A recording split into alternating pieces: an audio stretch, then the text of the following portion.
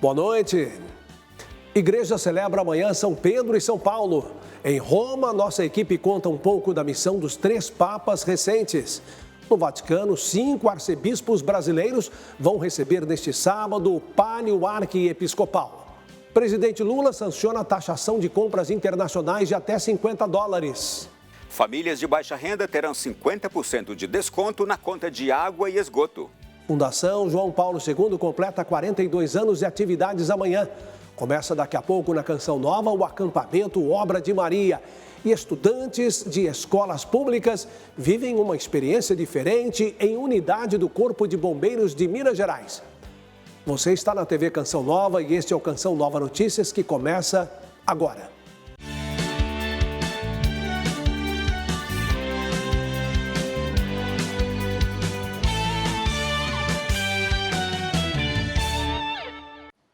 A igreja vai celebrar neste sábado São Pedro e São Paulo, mas também o Dia do Papa.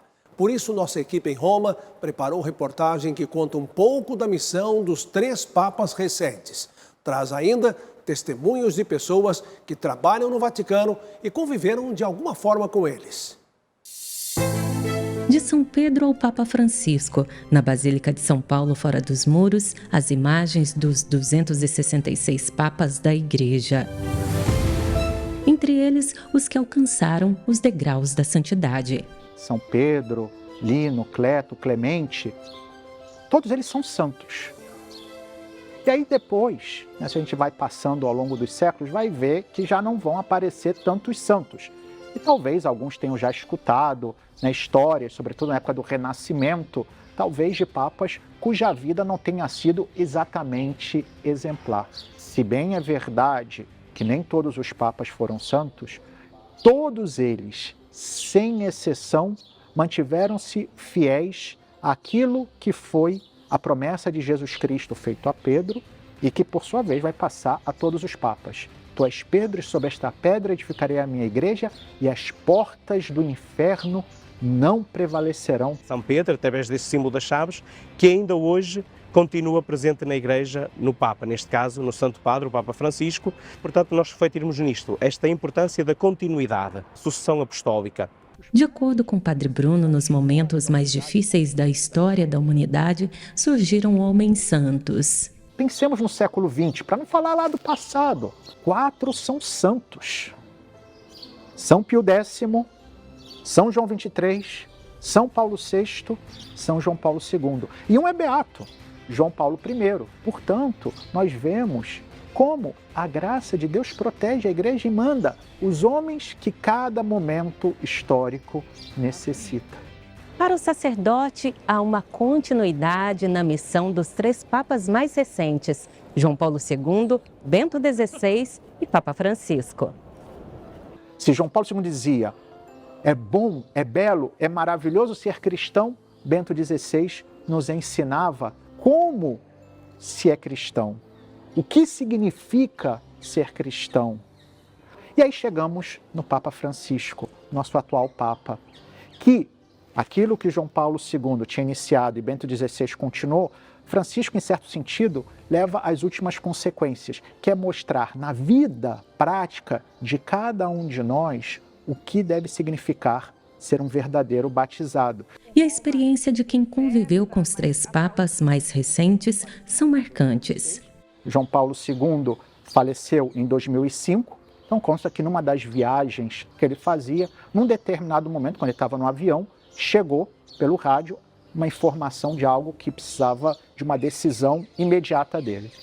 Então, um dos secretários foi se aproximar dele, ele estava com a liturgia das horas na mão, falou, Santo Padre, precisamos do senhor para algo, enfim, aquilo que estavam pedindo. Ele falou, o Papa está rezando.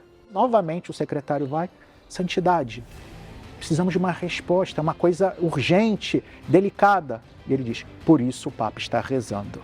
Então, era um homem de profunda união com Jesus, não por outra razão, é santo. Com o Papa Bento XVI, o que eu lembro assim, muito forte, que é muito forte ainda hoje, é a inteligência dele, assim, que é realmente impressionante, porque eu ainda procuro seus textos quando eu preciso assim de de um conceito bem definido. Ali é o meu porto seguro. Com seu jeito descontraído, o Papa Francisco deixou uma alegre recordação ao Padre Antônio, que mora na Casa Santa Marta, local onde habita o Santo Padre. Lembrar a todos, né, o pedido que o Papa Francisco sempre faz, né? Desde o início, desde quando ele apareceu lá no balcão, no dia 3 de março, no balcão central da Basílica, o pedido que ele faz a todos, né? Rezem por mim, não deixem de rezar por mim.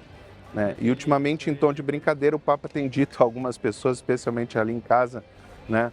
na Casa Santa Marta, olha, rezem por mim, a favor, não contra, né? Então vamos atender esse pedido do Papa, rezar a favor, não contra. Scherzare, ele disse, ma preghi a favore, non contro. 5 arcebispos brasileiros recém-empossados estão em Roma para receber das mãos do Papa Francisco o palio arquiepiscopal. São eles o arcebispo de Natal, Dom João Santos Cardoso, o arcebispo de Fortaleza, Dom Gregório Paixão, o de Aracaju, Dom Josafá Menezes da Silva, de Maceió, Dom Carlos Alberto Breis e o arcebispo de Cascavel, no Paraná, Dom José Mário Escalon Mangonese. A entrega dos palhos acontecerá na Basílica Vaticana durante a solenidade de São Pedro e São Paulo. A celebração tem alguns símbolos, como a insígnia representando a missão pastoral do arcebispo, a ovelha que o pastor carrega nos ombros, assim como fez Jesus Cristo. No palio, há 6 cruzes negras de seda que lembram as feridas de Cristo. Feita de lã de 2 cordeiros, a peça é colocada sobre a casula, na região dos ombros, como se fosse um colar. Após o recebimento pelas mãos do Santo Padre, o Papa, uma outra cerimônia é marcada pelos arcebispos em suas cidades, para o rito de imposição do palio perante toda a igreja particular de cada arquidiocese. A TV Canção Nova vai transmitir a cerimônia direto do Vaticano a partir de 4h30 da madrugada deste sábado, solenidade de São Pedro e São Paulo. Amanhã, a Fundação João Paulo II celebra 42 anos de atividades. Uma jornada em parceria com a sociedade e os membros que fazem parte deste belo serviço de evangelização para a igreja. São muitos os profissionais que se dedicam a levar a boa nova de Cristo por onde passam. O Expedito está por aqui há 15 anos. Divide seu talento entre a rádio e a assessoria de imprensa. O trabalho, seja na rádio, na TV, na assessoria de imprensa, onde quer que estejamos como jornalista atuando, estamos evangelizando.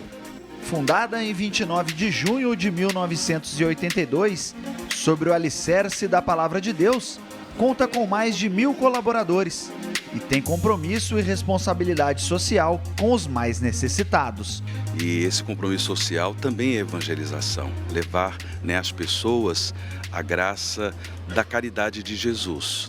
A Fundação João Paulo II é uma entidade filantrópica sem fins lucrativos, que mantém a rede de desenvolvimento social Canção Nova e o sistema Canção Nova de comunicação, por meio da doação de pessoas e parceiros, que acreditam no trabalho de missionários, voluntários e colaboradores na formação de homens novos para o mundo novo.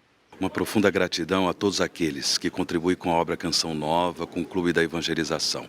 Sócios contribuintes que pelo mundo afora ajudam a obra Canção Nova a evangelizar, a levar aos 4 cantos da terra a boa nova de Jesus e a prestar esse serviço do amor de Cristo aos irmãos e irmãs que mais precisam. Ser escola, orientar a vida profissional e espiritual de cada membro. É missão única e desafiadora. Clara veio do Tocantins. Já foi voluntária, estagiária e agora é colaboradora. Além de trabalhar, ter toda a nossa fé, à frente de tudo. Ter Deus e Nossa Senhora à frente do nosso trabalho, sempre com adorações, com o texto da misericórdia, com Cristo mesmo à frente de tudo que a gente faz aqui. É como uma grande família, em que cada pessoa tem sua dignidade respeitada, tem o seu valor, e contribui para levar adiante a missão deixada pelo pai fundador, Padre Jonas Abib.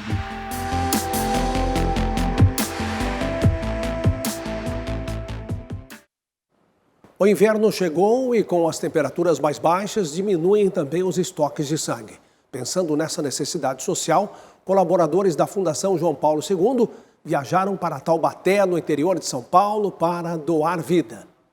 Essas pessoas fazem parte da Fundação João Paulo II e se uniram em um ato de amor genuíno, a doação de sangue. A mobilização faz parte de uma parceria do Serviço Especializado em Segurança e Medicina do Trabalho com o Hemocentro de Taubaté. Em comum acordo, a gente viu essa mobilização dos colaboradores e a dificuldade de ir até o Hemocentro, já que o Hemocentro não vai mais até as regiões, né? Então, a gente viu que realmente o apoio da instituição de levar os colaboradores que têm interesse em realizar essa doação e a grande importância que é para aquelas pessoas que precisam do sangue, né? Antes de embarcar, uma oração e um café da manhã reforçado. Ao chegar no Hemocentro, o grupo passa por uma triagem e segue para a sala de captação. É a primeira vez de Rafaela. A mãe passou por uma cirurgia de emergência e hoje a colaboradora sabe bem a importância dessa prática. É bem gratificante. A gente vem com a expectativa de realmente poder ajudar o próximo, né? É algo bem tranquilo, como é a primeira vez, a gente imagina tanta coisa, né? Que vai passar mal, que não vai aguentar, que vai demorar. Mas foi mais fácil do que eu imaginei. Assim, sem dor nenhuma, não estou sentindo nada, bem tranquila. O Hemocentro de Taubaté atende 39 cidades e 25 hospitais da região metropolitana do Vale do Paraíba. O inverno é um dos fatores que reduzem o número de doadores. É uma época que tende as pessoas a ter resfriados e já começa as pessoas a fazerem os reforços nas vacinas, o que diminui a possibilidade de doações. Então, por isso, é tanto o incentivo nosso, o pedido nosso, que é constante mesmo. Quando os estoques de sangue ficam em níveis críticos, os atendimentos a pacientes que precisam de cirurgias ou transfusões de sangue, por exemplo, ficam prejudicados. Por isso, a importância da doação regular. Patrícia é doadora há quase 5 anos e também viu a mãe precisar de sangue em uma fase delicada da vida. Então é muito gratificante para mim saber que eu estou ajudando pessoas que estão adoentadas, que estão no hospital, porque eu já passei por isso, eu sei a tristeza que é a gente estar lá e ainda ter um familiar precisando, inclusive, de sangue. Motoristas que circulam pelas estradas paulistas vão pagar pedágio mais caro a partir de segunda-feira. As tarifas de pedágio serão reajustadas em até 4,4%. O aumento vai ser aplicado nas rodovias administradas por 17 concessionárias que integram o Programa de Concessões Rodoviárias do Estado de São Paulo. No trecho concedido a Entrevias, a mudança de preço passará a valer no dia 6 de julho. Em nota, a Agência de Transportes do Estado de São Paulo, a Artesp, explica que a alteração nos valores considera a inflação dos últimos 12 meses e está baseada no Índice Geral de Preços de Mercado, IGPM, e no Índice Nacional de Preços ao Consumidor Amplo, o IPCA. A tabela completa com as novas tarifas está disponível no site da agência, artesp.sp.gov.br. Neste domingo, 30 de junho, será comemorado o Dia da Mídia Social. A iniciativa, criada em 2010 por sites de notícias dos Estados Unidos, busca promover reflexões sobre os benefícios das ferramentas digitais no dia a dia e os cuidados necessários para navegar com segurança nas redes de internet. Responder a uma mensagem, atender a uma ligação, assistir a um vídeo ou postar uma foto são algumas funções que hoje conseguimos fazer com o uso de um único aparelho. O IBGE aponta que em 2022, entre os cerca de 185 milhões de brasileiros com mais de 10 anos de idade, 90% acessaram a internet. A grande maioria utilizou o celular como meio de acesso. Nos anos 90 e até uma boa parte dos anos 2000, a gente precisava estar em um escritório, né, num computador de mesa, vamos dizer assim. Então, a partir de 2008, com a possibilidade de você ter acesso, né, com o seu smartphone, então a gente tem aí um impulso dessas mídias sociais. Marielle e André são pais de Francisco, de 5 anos, e José, de 11. Eles procuram dosar o tempo que os filhos ficam na internet, mas a mãe reconhece os desafios. A gente conseguiu, com muita conversa, com muito diálogo, mostrar para eles os benefícios e os malefícios de ficar no celular ao invés de ir para o quarto, ler um livro. Mas assim, é desafiador, porque a gente está numa era que todo mundo está conectado no celular, inclusive nós, pais deles, que temos que dar o exemplo. Para o professor, as mídias conectam pessoas, contribuem para o trabalho, os estudos, mas é necessário alguns cuidados. A gente o tempo inteiro, a gente é chamado para ver uma notificação, para ver rolar o feed, de uma determinada rede social. É bacana essa troca de informação, mas esse excesso, ele pode gerar alguns problemas. Então, essa é uma questão fundamental. Como que a gente pode, filtrar um pouco algumas coisas? Marielle afirma que o principal benefício ao controlar o tempo dos filhos na internet é que todos em casa podem passar mais tempo juntos. A gente tenta sempre fazer alguma coisa fora, dentro de casa. Então, vamos para um parque, vamos ou viajar no final de semana quando dá, andar de bicicleta na pracinha. E a gente sempre mostra para eles que isso é muito mais legal do que a gente ficar dentro de casa. Amanhã, a igreja faz memória aos santos apóstolos Pedro e Paulo. Por ser uma solenidade, aqui no Brasil, as principais celebrações acontecem no domingo. Um pouco da história desses dois líderes da igreja primitiva você acompanha na reportagem de Natália Cassiano e Rodrigo Tedesco. São Pedro e São Paulo são considerados colunas da igreja. Pedro foi o primeiro a proclamar a fé e anunciou ao povo os ensinamentos de Cristo. E Paulo, missionário que guardou a fé em meio às perseguições. Esse exemplo serve para nós hoje também, de sermos pessoas fortes dentro da nossa condição, mesmo simples, mesmo rude como São Pedro, mas com muito amor, no sentido de propagar Jesus Cristo, a sua doutrina e o seu evangelho. São Paulo é aquela ideia de missionariedade, missionário, grande missionário, que não mediu esforços. Pedro é o primeiro papa da igreja. Recebeu de Jesus orientações preciosas e a chave dos céus, ao declarar o que está de acordo ou em desacordo com o reino. No domingo, junto com esta solenidade, a igreja recorda o dia do Papa, momento que os cristãos são convidados a rezar pela vida e missão de Francisco. Isso tudo nós lembramos na pessoa do Papa. Por isso, a festa de São Pedro e São Paulo é também o dia do Papa para nós. E toda a igreja reza especialmente pelo Papa. Rezamos sempre, em toda a missa rezamos. Mas no dia de São Pedro e São Paulo, de maneira toda especial, a igreja reza pelo Papa, sucessor de Pedro. Na capital paulista, os fiéis da paróquia São Pedro, na Vila Oratório, começaram os preparativos para a celebração deste 29 de junho. Então a comunidade se mobiliza para fazer essa festa em honra do padroeiro, para também colaborar com a comunidade mais carente, mais necessitada, seja aqueles que não têm onde morar e seja aqueles que não têm o que se alimentar. Esses foram os assuntos de São Paulo. Na segunda, a gente volta com mais informações. Seguimos de Brasília para atualizar informações da taxação de compras em sites internacionais.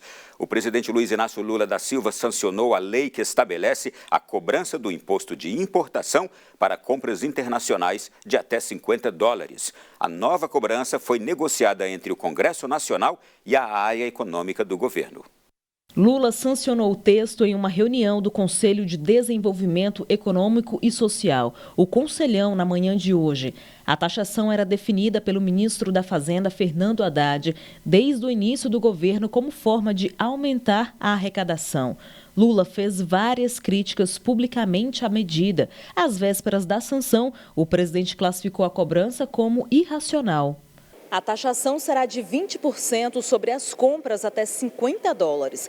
Antes da sanção, compras de até R$260 eram taxadas somente pelo imposto sobre circulação de mercadorias e serviços, um tributo estadual com alíquota de 17%. No início do mês, o Congresso Nacional aprovou a introdução da taxação nas compras internacionais.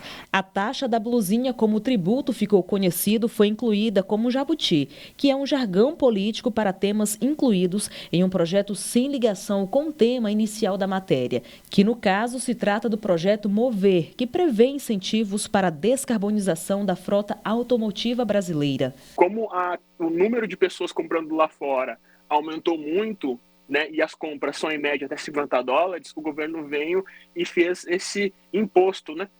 Por isso que o nome é imposto, né? Ele é imposto sobre nós, né? 20%. A nova medida começa a valer a partir do dia 1º de agosto. A mudança vai impactar principalmente os sites estrangeiros, como Shopee, Shein e AliExpress. Uma compra de R$100, por exemplo, com uma cobrança de 17% de ICMS, passa a custar cerca de R$120. Agora, com mais a taxação de 20%, chegará a mais de R$144 para o consumidor. Na prática, o cliente vai pagar uma tributação total de mais de 44%. Os consumidores finais vão deixar de fazer essas compras, tá? Porque tu imagina, numa compra de R$279, tu ter 20% de imposto é muito alto. Então isso faz com que tu iniba a compra das pessoas, as pessoas vão parar de comprar, certo? E isso vai fortalecer o mercado interno, porque o que o governo não quer é que as pessoas façam compras lá fora. É isso que está acontecendo. A partir de dezembro, famílias de baixa renda terão direito à tarifa social de água e esgoto. A medida deve beneficiar cerca de 36% da população brasileira. A tarifa social de água e esgoto possibilita que famílias de baixa renda tenham descontos de 50% na conta de água e na tarifa de esgoto. De acordo com o texto da lei, o benefício estará disponível para usuários de programas sociais do governo federal. É dentro de um conceito de atendimento humano previsto nos Objetivos do Desenvolvimento Sustentável para que uma necessidade básica do ser humano, que é água potável, possa ter um benefício, assim como já tem do auxílio gás, da tarifa social de energia, agora a tarifa social de água com esse desconto previsto de 50%. As famílias vão ser automaticamente cadastradas pelas prestadoras de serviços de água. O texto indica que o abatimento de 50% será aplicado no consumo de até 15 metros cúbicos de água utilizada. Um consumo acima disso, a tarifa volta a ser cobrada no valor normal. A nova lei entra em vigor a partir de 10 de dezembro. Com isso, as empresas prestadoras deste serviço têm um prazo de 24 meses para implementar a tarifa, caso ainda não tenha aderido antes mesmo da legislação, como é o caso de alguns municípios. O final de semana se aproxima e a gente se encontra novamente na segunda-feira com mais notícias de Brasília. Até lá! A gente começa a previsão com informações do sul do país, que viverá um sábado de tempo firme e seco em boa parte do Rio Grande do Sul e nas regiões oeste e sul de Santa Catarina. A geada também pode chegar neste fim de semana nas serras gaúcha e catarinense, além da região da Campanha. No Paraná, muitas nuvens e possibilidade de chuva a qualquer momento. Em Curitiba, mínima de 6 graus. No sudeste, o tempo fica mais encoberto e chuvoso no litoral de São Paulo. Já na costa do Rio de Janeiro e em parte do Espírito Santo, chuva passageira e o sol aparece em boa parte do dia. Os termômetros em Belo Horizonte apontam 30 graus de máxima neste sábado. No centro-oeste, chuva apenas nesta área do Mato Grosso do Sul. Nos demais estados, tempo firme e predomínio de sol, incluindo o Distrito Federal. Mínima de 15 e máxima de 29 graus em Brasília. O fim de semana será de tempo firme e ensolarado, sem chance de chuva na maioria do Nordeste. Chuva fraca e isolada do litoral de Sergipe ao leste do Rio Grande do Norte. No Maranhão, haverá pancadas no fim do dia. Em São Luís, mínima de 24 e máxima de 31. Já no norte do país, pancadas de chuva acompanhadas por raios na maioria da região. Tempo firme somente no Tocantins, Rondônia e sul do Pará. Em Belém, máxima de 33 graus. E para você que vem participar do acampamento da Obra de Maria na Canção Nova, sol entre nuvens no sábado e chuva no domingo. Prepare o guarda-chuva e também o agasalho, pois no último dia do encontro as máximas não vão ultrapassar os 18 graus.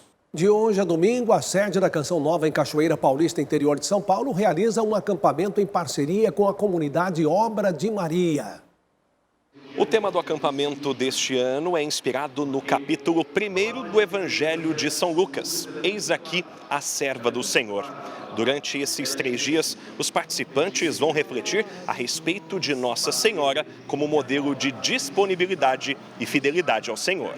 A programação começa daqui a pouco às 8 da noite com a Santa Missa no Santuário do Pai das Misericórdias, celebrada pelo Padre Max. Já no sábado tem 2 pregações pela manhã. À tarde, pregação com Irmã Maria Raquel e a Santa Missa com Frei Josué. No domingo pela manhã, pregações com Frei Josué e Gilberto Gomes e o encerramento às 3 da tarde com a Santa Missa presidida pelo Padre Josenilson. Os detalhes deste acampamento estão disponíveis em nosso site eventos.cançãonova.com e você, como de costume, é convidado especial para participar. Emerson Tersigni para o Canção Nova Notícias. Domingo tem repórter Canção Nova falando sobre fé e devoção que marcaram a trajetória de peregrinos corajosos que se superaram em busca do reencontro com o sagrado. E a TV Canção Nova é a primeira emissora de televisão a percorrer as estradas do Caminho do Louvor junto com os peregrinos em Santa Catarina. Olá, boa noite! Nas terras do sul do Brasil, o Caminho do Louvor traz desafios e gera testemunhos a quem o percorre.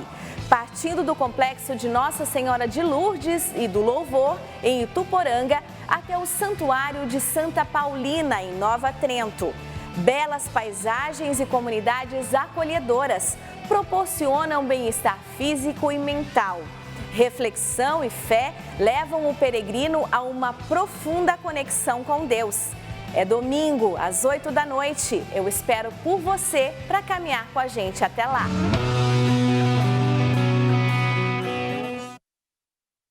E a sexta-feira foi diferente para estudantes de escolas públicas de Belo Horizonte que puderam conhecer um pouco mais sobre a profissão dos bombeiros, que, segundo o levantamento da agência alemã GfK, Crescimento pelo Conhecimento, é a que os brasileiros mais confiam. Um dia de aprendizado. No lugar das cadeiras das salas de aula, o conhecimento foi transmitido em diferentes espaços da Academia de Bombeiros Militar de Minas Gerais, local onde acontece a formação dos profissionais. Oportunidade de conhecer e se sentir parte da corporação. Temos aqui hoje um evento que chama Um Dia de Bombeiro, realizado pelos cadetes do primeiro ano do curso de oficiais da Academia de Bombeiros. Esse evento tem como intuito instruir e informar os alunos de ensino médio acerca das atividades, a área de atuação do Corpo de Bombeiros e também as formas de ingresso na nossa instituição. O evento está dividido em 3 oficinas, uma oficina de atendimento pré-hospitalar, uma oficina de incêndio urbano e uma oficina de salvamento aquático. Demonstrações das atividades realizadas pelos bombeiros e, no fim de cada oficina, eles terão a oportunidade de executar as nossas atividades, colocar um pouco a mão na massa e vivenciar esse dia de bombeiro. Olhar atento. Primeiro, a teoria. Depois, a prática nas mais diferentes situações que são vividas no dia a dia no exercício profissional de um bombeiro. Afinal, qual atitude a ser tomada em caso de um afogamento? Então, estou apertando, não está respondendo. Beleza, então agora a gente vai fazer um mnemônico que chama voz. Lá no colégio, uma vez a gente teve uma palestra com os bombeiros e eles ensinaram algumas coisas, mas aqui a gente aperfeiçoou muito, então assim, tinha uma noção, mas não tanto. E a experiência traz um novo olhar para o ofício. É uma forma de conhecer profissões, principalmente na idade que a gente está, né, de decidir o que a gente quer ser, seguir qual profissão. Eu acho que é muito legal, assim, conhecer um pouquinho do que eles fazem. Além da oportunidade de conhecer os caminhos da profissão, viver esta experiência traz ensinamentos para a vida e desperta nos alunos o interesse em aprender e trabalhar a prevenção. Então o aluno, além de vivenciar o dia de bombeiro, criar interesse pela profissão, ele vai sair daqui com um pouco de conhecimento de prevenção, levar para casa, levar para a escola e vai saber ali atuar, né, como conduzir ali a questão de alguns acidentes domésticos, entre outras emergências. Esta vivência tão especial suscita no coração o desejo de compartilhar com as pessoas o conhecimento adquirido. Por exemplo, se tiver vazamento de gás dentro de casa, é melhor você sair, porque para mim era só entrar, desligar o gás, esperar um tempo e pronto. Mas eu descobri que corre risco de explodir comigo lá dentro ainda. Chegar lá em casa, já vou contar para minha mãe, meus parentes, tudo, mostrar para eles o que eu aprendi aqui.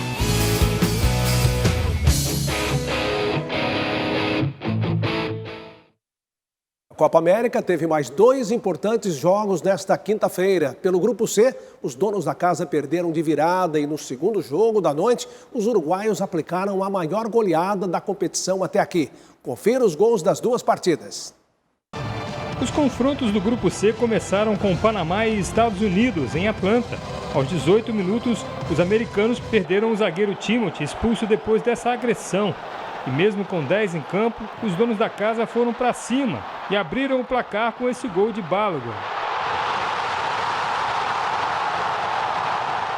Os panamenhos não baixaram a guarda e foram buscar o empate ainda no primeiro tempo. O gol saiu desse chute de Blackman, sem chance para o goleiro americano. A virada do Panamá foi no final da partida. Fajardo aproveita o cruzamento e faz o gol. O goleirão americano ajudou, não é mesmo?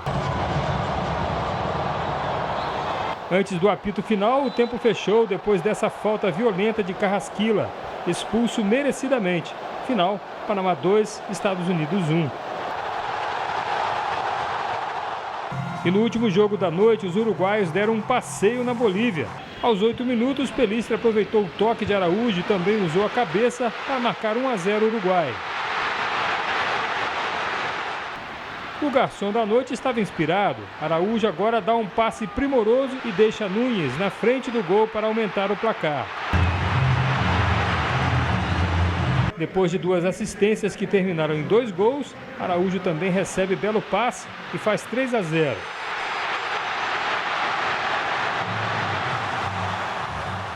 Não perde a conta, porque o 4º gol do Uruguai veio desse lance bem aproveitado por Federico Valverde, 4-0.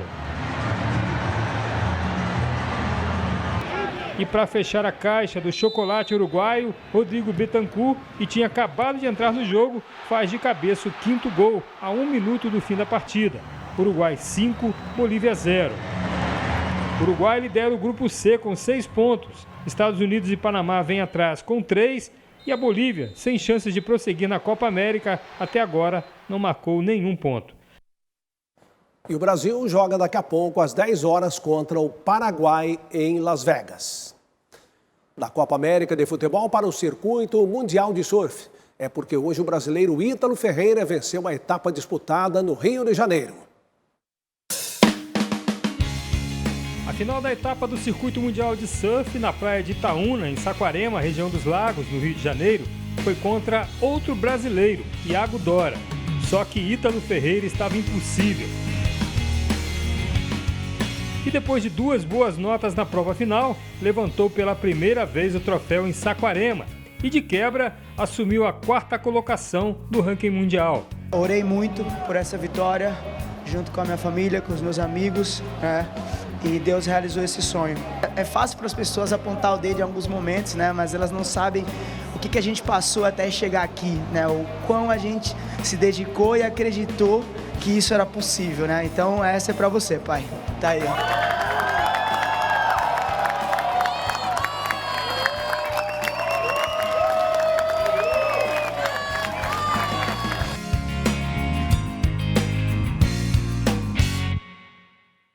Assista daqui a pouco, às 8 horas, a transmissão da Santa Missa com o padre Max Barreto, que abre o acampamento Obra de Maria. A gente se vê na segunda. Boa noite. Aproveite o fim de semana com alegria, responsabilidade, esperança e fé.